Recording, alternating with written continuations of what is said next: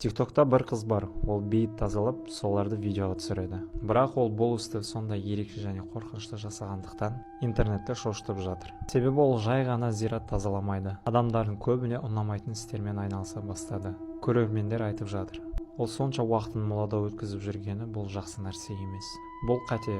Тіпті оған зиян келтіруі мүмкін. Бастапқыда ол жай ғана тастарды жуып, молада кім жатқанын, аты жөнін және қай жылы қайтыс болғанын көрсететін. Бірақ ол қазір бейтаныс адамдардың басына гүл алып баратын болды. Ең ерекше тұсы, егер ол баланың моласына тап болса, ол сол жердегі ойыншықтарды немесе қуыршақтарды өзімен бірге алып кетіп, тазалап, жаңартып, қайта орнына әкеп қоятын. Бірақ ең қорқыныштысы, видеоларда біртүрлі заттар бола бастады. Мысалы, бір видеода ол түнде тазалап жатқан кезде гүлдер өздігінен құлап қалды. Басқа бір сәтте күрек өзінен өзі қозғалуға тырысқандай болды.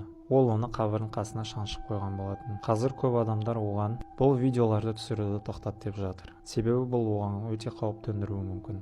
Тіпті ауруға алып келуі мүмкін дейді. Осы видео туралы өз ойыңды комментария жаз, достарымен бөліс, маған тіркеп қой. Сіздермен бірге болған қызық бар, барлықтарыңызға рахмет.